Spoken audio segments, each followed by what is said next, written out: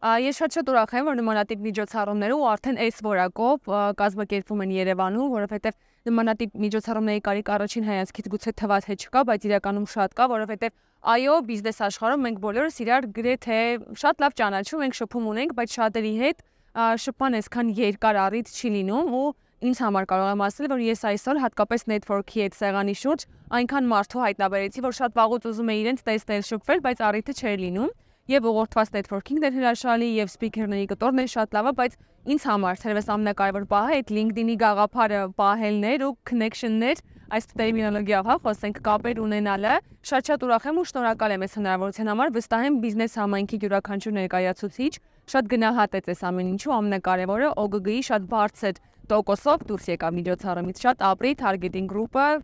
լավարություններ։ Լավ եւ գրագետ network անելու համար մարդը առաջին հերթին պիտի լավ ճանաչի ինքը իրեն, այսինքն իմանա ով է ինքը, ինչ է առաջարկում, ինչ արժեք կարող է տալ այն տեղին, որտեղ գտնվում է, եւ հետո արդեն շատ գրագետ ընտրի այն մարդկանց ում մոտենալու է եւ բացի այդ ունենա բանավոր խոսքի նորմալ, հա,